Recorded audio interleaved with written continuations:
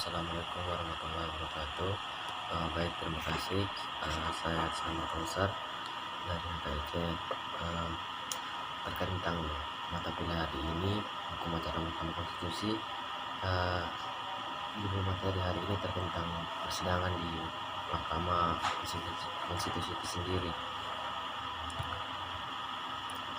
Mengenai tentang persidangan itu sendiri, persidangan itu sebuah bisa diistilahkan sebagai sebuah pertemuan formal dalam satu lembaga yudikatif.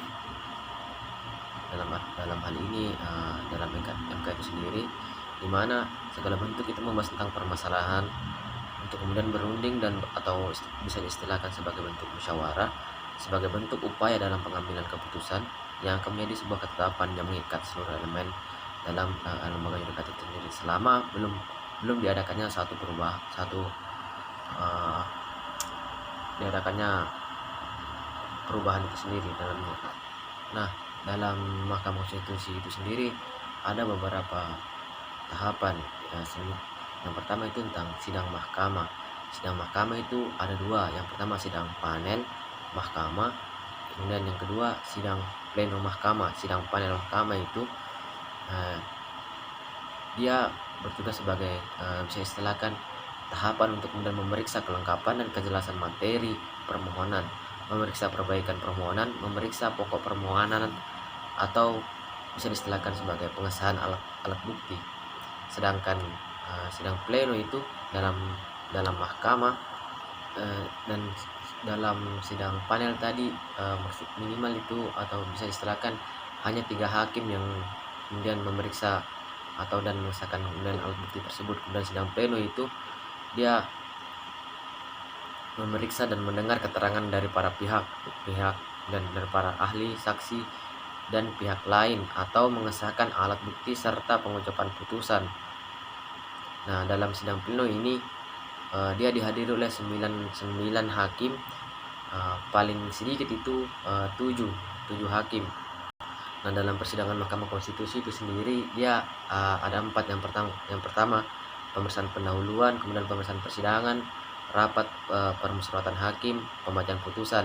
Nah, kalau dalam dikaitkan tadi dengan sidang mahkamah, itu pemeriksaan pendahuluan itu bisa dikatakan sebagai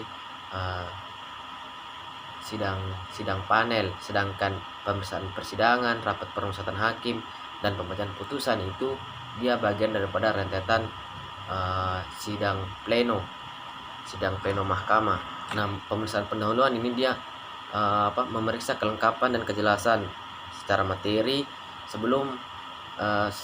daripada permohonan yang diajukan sebelum masuk pada tahapan pemeriksaan pokok perkara. Yang diperiksa itu mulai dari kelengkapan administrasi, memiliki legal standing, kemudian itu semua kan merupakan kewenangan MK, mengisi permohonannya, alat bukti yang diajukan, kemudian saksi dan ahli yang diajukan, pengaturan jadwal sidang dan tata tertib persidangan. Setelah itu hasil sidang pemeriksaan pendahuluan ini dilaporkan oleh panel hakim kepada pleno hakim MK itu sendiri. Untuk selanjutnya mungkin bisa dikatakan pokok pembahasan kedua itu pemeriksaan persidangan. Yang pertama itu memeriksa permohonan, alat bukti, keterangan termohon, keterangan saksi, kemudian keterangan ahli, dan keterangan pihak terkait. Pada pemeriksaan persidangan hakim konstitusi wajib memanggil para pihak yang berperkara, juga dapat meminta keterangan tertulis dari lembaga negara yang terkait untuk kemudian direspon dalam jangka waktu minimal 7 hari. Pemeriksaan persidangan dilakukan secara terbuka kecuali ditentukan oleh majelis hakim itu sendiri. Kemudian tahapan pemeriksaan persidangan. Yang pertama itu penyampaian pokok permohonan secara lisan, penyampaian pokok jawaban termohon atau keterangan pihak terkait secara lisan, pemeriksaan alat bukti dari pemohon maupun dari termohon dan pihak terkait, penyampaian dan pemeriksaan keterangan saksi, penyampaian kesimpulan oleh pemohon, penyampaian kesimpulan termohon dan atau pihak yang terkait. Nah, dalam persidangan itu tentu memiliki aturan. Nah, aturan tersebut biasa diistilahkan dengan tata tertib persidangan. Yang pertama, para pihak atau saksi atau ahli atau kemudian pihak lain dan pengunjung itu kemudian wajib hadir sebelum persidangan itu dimulai. Kemudian harus juga berpakaian rapi dan sopan, menggunakan tanda pengenal atau bisa dengan ID card atau ya intinya tanda pengenal yang mudah diidentifikasi. Kemudian bersikap tertib, tenang dan sopan.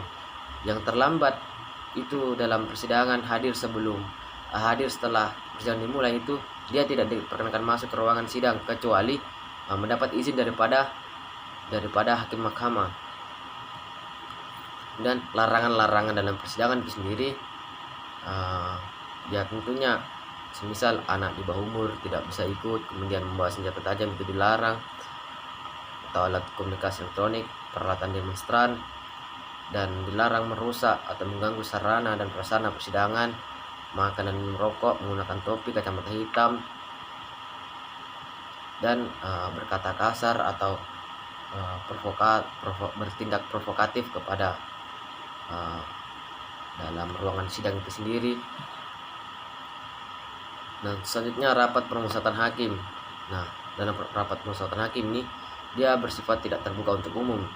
Atau semisal dalam sidang pleno itu dia hanya sifatnya itu tertutup, membahas tentang perkara, pengambilan putusan dan finalisasi putusan yang di pleno ini dihadiri oleh 9 hakim MK atau sekurang-kurangnya paling minimal itu 7 hakim. Kemudian sidang pengucapan putusan.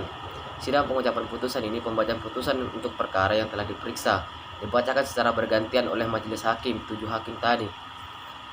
Khusus untuk pembukaan, kesimpulan atau amar putusan dan penutup dibaca oleh ketua sidang. Dilakukan secara terbuka untuk umum karena jika tidak dapat mengakibatkan putusan tersebut tidak sah dan tidak memiliki kekuatan hukumnya. Jadi dalam pembacaan sidang putusan ini dia terbuka untuk umum sebagai bentuk kekuatan hukumnya. Persidangan jarak jauh. Persidangan jarak jauh ini bisa melalui video conference. Itu diatur dalam PMK nomor 18 tahun 2009. Kemudian dilakukan berdasarkan permohonan pemohon atau termohon atau kuasanya yang diajukan ke ketua MK melalui kepaniteraan MK. Permohonan pelaksanaan sidang jarak jauh harus disampaikan selambat-lambatnya minimal 5 hari kerja atau sebelum waktu persidangan jarak jauh yang akan direncanakan. Kemudian waktu persidangan itu pada hari jam kerja jam 8.00 sampai jam 16.00 waktu Indonesia Barat, atau jadwal lain yang telah ditetapkan atau disepakati dari majelis hakim itu sendiri kapan bisa dimulai. Tapi intinya jam kerja di antara jam kerja itu sendiri dari mulai jam 8.00 sampai jam 16.00. Dan berita acara sidang. Berita acara sidang ini memuat fakta atau peristiwa yang terjadi dalam proses persidangan itu. Jadi mulai dari awal persidangan apa sebagainya itu ada di situ semua. Kemudian disusun oleh panitera atau panitera pengganti dan ditandatangani oleh ketua sidang dan panitera pengganti. Sebelum ditandatangani oleh ketua sidang, itu kemudian diparaf terlebih dahulu oleh panitera atau panitera muda. Mungkin cukup sekian yang bisa saya sampaikan, atau itulah yang saya sedikit pahami. Terima kasih.